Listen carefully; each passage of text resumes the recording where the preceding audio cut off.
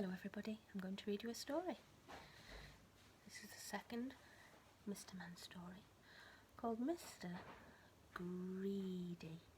I wonder what you think that word means. Greedy. I think it means he eats a lot of food and doesn't share. Mr. Greedy lived in a house that looked rather like himself. It was a roly-poly sort of a house. One morning, Mr. Greedy awoke rather earlier than usual. He'd been dreaming about food, as usual, and that had made him wake up feeling hungry, as usual.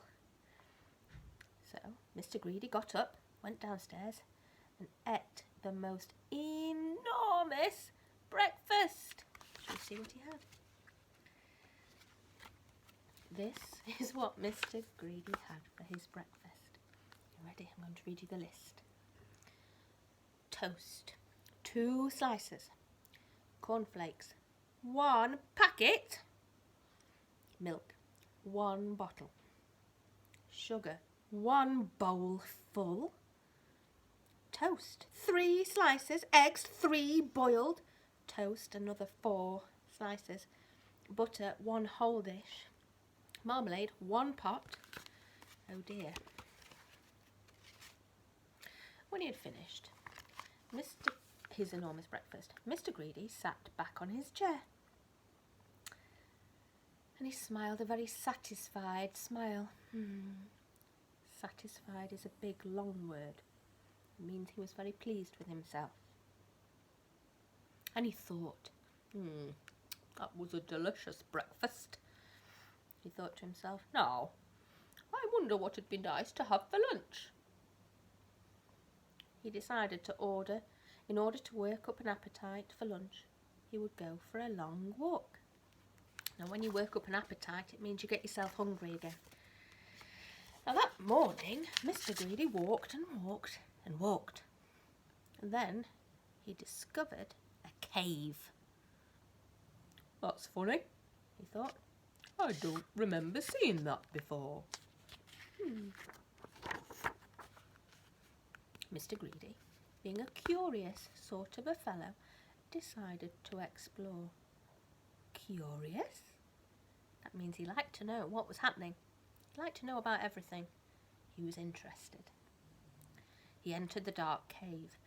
Inside he discovered some giant steps leading upwards. Mr. Greedy, being a curious sort of fellow, decided to climb them.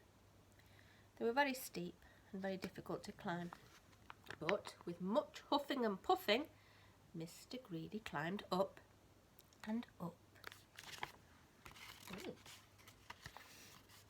At the top of the steps, Mr. Greedy came to a door. It was, without doubt, the biggest door that Mr. Greedy had ever seen, and it wasn't quite shut. Mr. Greedy, being a curious sort of a fellow, decided to see what was on the other side of the door. So, Mr. Greedy squeezed himself through the crack in the door, and there before him was an amazing sight. I wonder what it was. Can you have a little guess? It was the biggest room in the world. The floor was as big as a field. The table in the middle of the floor was as big as a house, and the chairs around it were as high as trees. Mr. Greedy felt very, very small. Coming from somewhere up on top of that gigantic table, that means it was very, very big, gigantic, was the most delicious, foody smell that Mr. Greedy had ever smelled. True. Mr. Greedy sniffed again and again, and then decided that he must get up on that table, and so he began to climb up the leg of an enormous chair. Enormous. That means it's very big. It was very difficult, and it took him a long time, but eventually Mr. Greedy stood on the table. Everything was larger than life. The salt and pepper pots were both as big as pillar boxes. That's like a letterbox to me and you. There was a bowl of fruit on the table, and Mr. Greedy tried to lift up one of the oranges. Look, can you just see his little feet peeping out? Must have been a very big orange. We haven't got any of those in the fruit bowl at school. And Mr. Greedy, being Mr. Greedy, oh dear, took a bite out of one of the apples there. And then he looked around. Can you see the bite?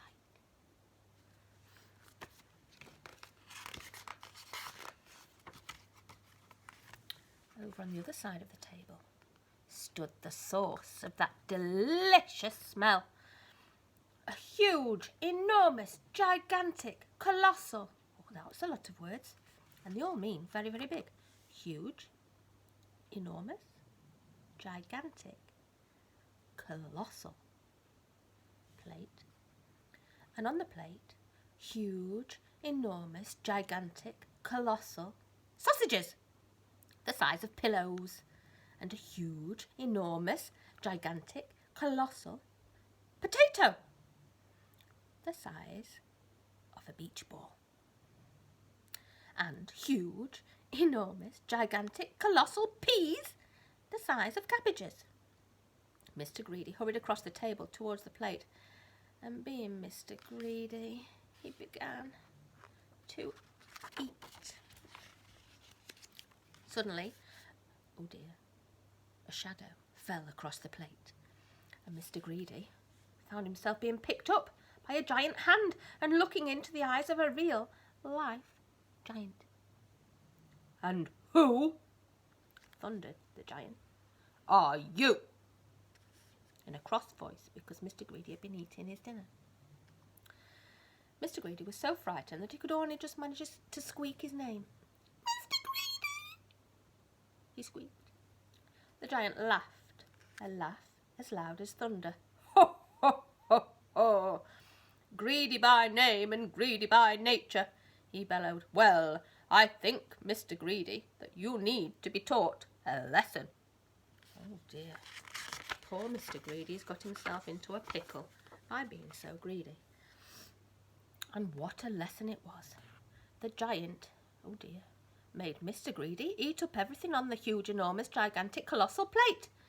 And when he had finished, Mr. Greedy felt very ill indeed. It was as if he would burst any minute. "Now," said the giant in a much quieter voice, "do you promise never to be greedy again?" "Oh, yes," moaned Mr. Greedy. "Oh, I promise." "Very well," said the giant. "Then I'll let you go." And Mr. Greedy climbed down from the table and went out through the door feeling very fat and extremely miserable. That means very sad. And you know, oh look, he's changed. He hasn't got that big tummy anymore. From that day to this, Mr. Greedy has kept his promise. And you know something else as well? Mr. Greedy doesn't look like he used to anymore. He now looks like this, which I think suits him a lot better, don't you? So, if you know anybody who's as greedy as Mr. Greedy used to be, you know what to tell them, don't you? Beware of giants. Alfie can be greedy sometimes. Alfie, do you want a treat? Alfie, do you want a treat? Come on then. Do you want a treat, Alf? He's coming. There he is. You can't have too many treats. Otherwise you'll get fat like Mr. Greedy, Alfie. Nobody wants that, because it wouldn't be healthy. There he is. Want to say hello? Sometimes, Alf, you have to have your fruits and vegetables as well as treats. You promise. Your promises. You're not into a sniff, are you? See you later.